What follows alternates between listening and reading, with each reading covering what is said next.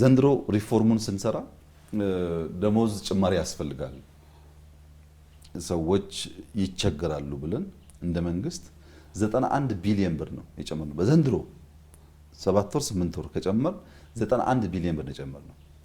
አጨማመራችን ላይ የኢትዮጵያ መንግስት ሰራተኛ እስከዛሬ በነበረው ሁኔታ ከታች ያለው 1000 ምናምን የሚያገኙ ሰዎች አሉ።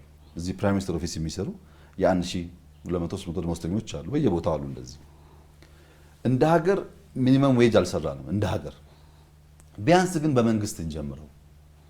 ሰው 1000 ብር እየበላ አንዳንዱ ልጆችም ስላሉት መኖር ስለሚቸገር ከላይ ያለውን እናሳንሰውና በትክክለኛው የደሞዝ ጭማሪ መጠን ከሄድን ታች እያነሰ ላይ ከፍ ከፍ እያለ ነው በፐርሰንቴጅ ስለሆነ ያንን ገልብጠው ላይ እንቀንስና ታች ያለው ሰው መኖር የተሳነው ሰው ትንሽ ኑሮውን ከፍ እናድርግ ብለን ከ1000 ምናምን ሚኒመም የሚባለው የመንግስት ክፍያ 4800 አስገብተናል። ሚኒመም የሚባለው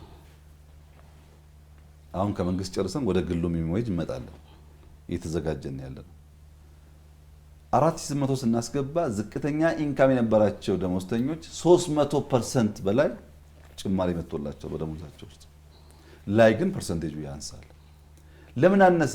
91 ቢሊዮን ብር በአመት ኢንጀክት ከማድረግ በላይ ኢትዮጵያ አቅም